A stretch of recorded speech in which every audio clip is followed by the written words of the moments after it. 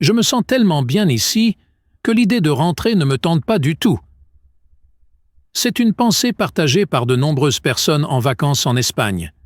Si vous êtes un freelancer ou nomade digital ou si vous travaillez à distance, vous découvrirez de nombreuses raisons de prolonger votre séjour et de faire de l'Espagne votre bureau idéal. Pourquoi choisir entre les vacances et le travail? Pourquoi ne pas profiter des deux simultanément? Bonjour et bienvenue dans votre chaîne si vous êtes quelqu'un qui est tombé dans le charme de l'Espagne et vous souhaitez s'y installer et vivre, alors regardez cette vidéo. Saviez-vous qu'il existe en Espagne un visa pour les digital nomades ou pour les télétravailleurs à distance? Ce visa donne l'autorisation de résider et travailler en Espagne pendant 1 an renouvelable jusqu'à obtention de la carte de séjour permanente et la possibilité de l'obtention de la nationalité espagnole. Ce visa est délivré aux étrangers hors Union européenne qui travaillent entièrement à distance, comme les créateurs de contenu, youtubeurs, blogueurs, vente de produits en ligne, e-commerce, ou toute personne avec un revenu généré via Internet. Vivre et travailler en Espagne apporte plusieurs avantages. D'abord le climat. L'Espagne bénéficie d'un climat méditerranéen avec des hivers doux et des étés chauds.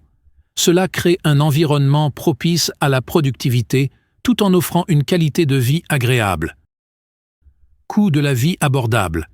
Comparé à d'autres pays européens, le coût de la vie en Espagne est relativement abordable. Vous pouvez profiter de la cuisine locale, des loisirs et des activités sans vider votre compte bancaire. Connexion Internet fiable. Les grandes villes et de nombreuses régions touristiques espagnoles disposent d'une connexion Internet haut débit fiable.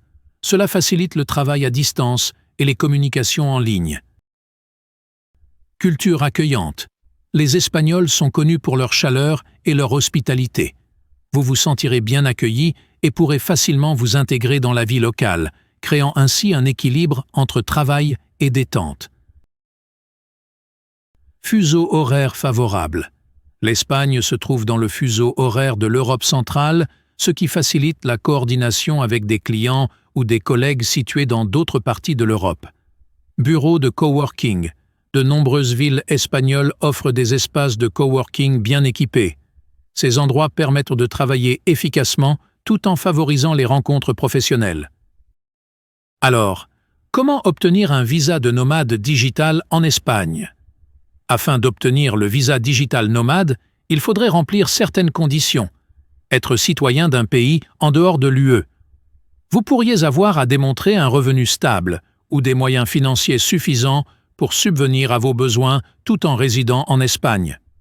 Vous deviez souscrire à une assurance santé qui couvre vos besoins médicaux pendant votre séjour en Espagne. Vous pourriez être tenu de fournir des preuves de votre activité professionnelle en tant que digital nomade, comme des contrats de travail, des factures de clients, relevés bancaires. Vous pourriez être soumis à une vérification des antécédents judiciaires pour obtenir le visa. Si vous êtes salarié d'une entreprise, vous devez également remplir les conditions suivantes. Démontrer que le travail que vous effectuez se fait à distance, travailler pour une entreprise en activité depuis au moins 1 an, avoir travaillé pendant au moins 3 mois dans l'entreprise avant de demander un visa de nomade numérique. Si vous êtes auto-entrepreneur en Espagne ou travailleur indépendant, vous devez être titulaire d'un baccalauréat et avoir une formation supérieure ou professionnelle correspondant au type d'activité exercée. Avoir au moins 3 ans d'expérience professionnelle dans le métier. Montrer que vous êtes bien établi et que vous avez un flux constant de clients. Faire sa demande de visa de nomade digital en Espagne. Le processus, étape par étape.